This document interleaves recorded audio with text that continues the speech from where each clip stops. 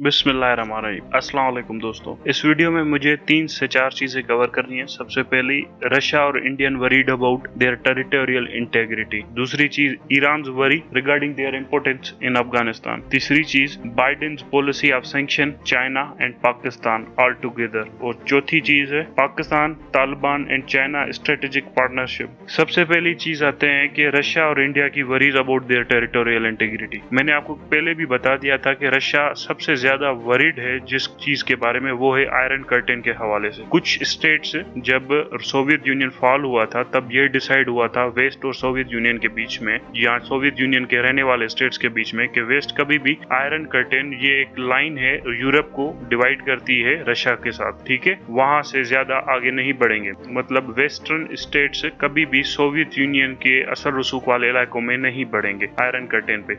Russia हमेशा से worried रहा है कि कभी न कभी वेस्ट यहाँ पर आगे बढ़ेगा। अगर कभी न कभी यहाँ पर इंसर्जेंसी, इनस्टेबिलिटी होगी जिसकी वजह से वेस्ट को मौका मिल जाएगा यहाँ पर अपनी दखल अंदाजी करने का। सो रशिया की सबसे ज्यादा वरी ये है, अगर तालिबान की हुकूमत आती है तो बहुत सारी इस्लामिक गवर्नमेंट्स के खिलाफ रिवोल्ट हो सकता है और एक दूसरी रिलीजियस एक्सट्रीमिस्ट ग्रुप वो हथियार ले सकते हैं रशिया के खिलाफ, और जिसकी वजह से इस पूरे रीजन में इनस्टेबिलिटी आ सकती है, जिससे रशिया को काफी तकलीफ होगी। यही सारी कंप्लेन लेकर इंडिया का national security advisor Ajit Doval गया है रशिया के पास। वहां पर से एक ज्वाइंट स्टेटमेंट आई है कि रशिया और इंडिया तालिबान के साथ इकट्ठे बैठकर बात करेंगे अपनी टेरिटोरियल मैटर्स के हवाले से। रशिया ने यहां तक कि भी इंडिया को कंफर्म कराया, जो वरीज आपकी तालिबान के हवाले से कश्मीर के लिए, वही वरीज हमारी भी हैं तालिबान से। सो ये यहाँ पर कहीं ना कहीं घुसने की कोशिश कर रहे हैं इंडियंस जहाँ देखो वहां जाकर कुछ ना कुछ करने की कोशिश कर रहे हैं। पहले ही इसका नेशनल सिक्योरिटी एडवाइजर और फॉरेन मिनिस्टर गए ईरान के होने के बाद आए, तो फिर देखें वहां ईरान से भी कितनी नेगेटिव स्टेटमेंट्स आना शुरू हो गई। अब ये गए हैं रशिया, और रशिया से भी देखें कितनी नेगेटिव स्टेटमेंट्स आना शुरू हो गई हैं। अब आते हैं जी दूसरी चीज की तरफ, ईरान की वरी। ईरान की सबसे ज्यादा वरी ये है कि ईरान कोशिश कर रहा है कि किसी न किसी तरह से उसके लॉयलिस्ट को, लोगों को हुकूमत में, अफगानिस्तान की हुकूमत में ज्यादा से ज्यादा हिस्सा मिल जाए। अब यहाँ पर ये चीज बड़ी अजीब सी लग रही है। अगर इसी तरह से तालिबान अगर दूसरों के कहने पे लोगों को हुकूमत में हिस्सा देने लग गए तो उनके अपने लोग कहाँ जाएंगे। पाकिस्तान भी गुलबदीन हिकमतयार के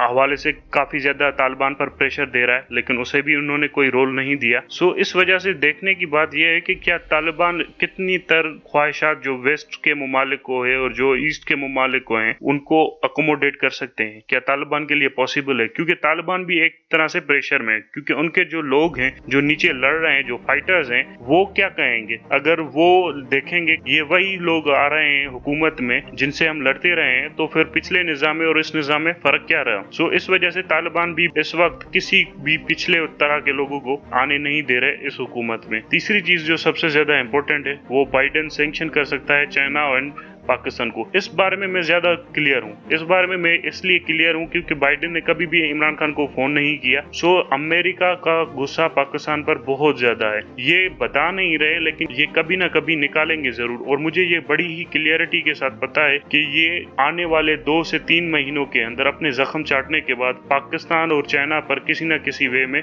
सैंक्शन लगाने की कोशिश करेंगे। वो सैंक्शन डायरेक्टली असर करेंगे सीपेक को। सो बाइडेन एडमिनिस्ट्रेशन इस वक्त सैंक्शन के मूड में है और तैयारी करके बैठी हुई है सैंक्शन लगाने के लिए पाकिस्तान को। और याद रहे, अगर बाइडेन एडमिनिस्ट्रेशन यानी यूएसए पाकिस्तान के ऊपर सैंक्शन लगाता है तो आपके जो अरब ममालिक हैं वो भी आपकी मदद करने को नहीं आएंगे। वो अरब ममालिक भी अमेरिका के साथ ही खड़े रहेंगे। ये याद रहे, अगर सऊदी अरब और यूएई को पाकिस्तान और अमेरिका के बीच में से किसी को चुनना पड़ा तो वो हमेशा यूएसए को ही चुनेंगे। यहाँ पर बात ये आ गई है, अगर सऊदी अरब और यूएई को इंडिया और पाकिस्तान में से किसी को चुनना पड़ा तो वो इंडिया को चुनेंगे। यहाँ पर बात तो यहाँ तक जाकर पहुंची है। सो आपको तैयार रहना पड़ेगा, क्योंकि सैंक्शंस कभी भी लग सकते हैं आपके ऊपर। फिर उसके लिए कोई एक्सक्यूज ढूंढा जाएगा कि न्यूक्लियर स्टेट है, ये है, एक्सट्रीमिस्ट स्टेट है, फ्रीडम ऑफ स्पीच नहीं है, कोई भी बहाना हो सकता है। उसमें ये देखना होगा इन सैंक्शंस लगने के बाद चाइना और रशिया कहाँ खड़े होते हैं और यूरोपियन यूनियन कैसा रोल प्ले करती है। मुझे लगता है यूरोपियन यूनियन अब अमेरिका से थोड़ा अलग होकर इंडिविजुअल एक्ट करने की कोशिश करेगी।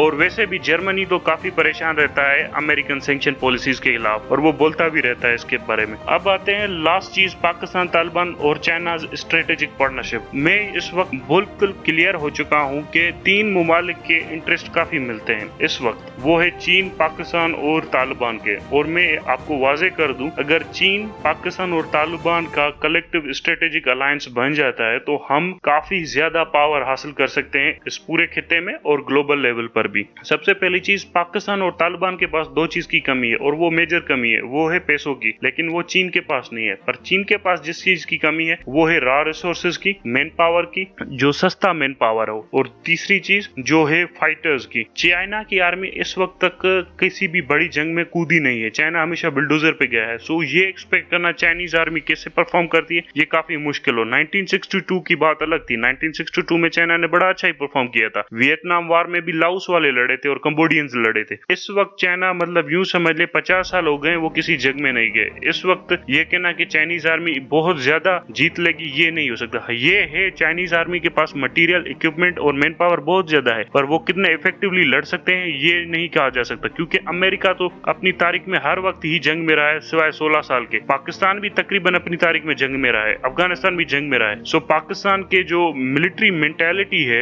ये काफी ज्यादा काम आ सकती है चीनियों के, पर हमें चाहिए पैसा। अगर चाइनीज इन्वेस्ट करते हैं पाकिस्तान में और अफगानिस्तान में तो हम काफी ज्यादा स्ट्रेटेजिक पार्टनरशिप बिल्ड कर सकते हैं, और जो काफी ज्यादा थ्रेटन कर रही है इंडिया को, और इंडिया इस पार्टनरशिप को महसूस कर रहा है और जिसकी वजह से उसकी वरीज दिन ब दिन बढ़ती जा रही है। और इंडिया ये भी देख रहा है कि इंडिया में ज्योग्राफिकल चेंजेस आ सकते हैं इस पार्टनरशिप की वजह से। इसके बारे में मैं आगे भी बात करता रहूंगा। ठीक है जी, थैंक यू वेरी मच।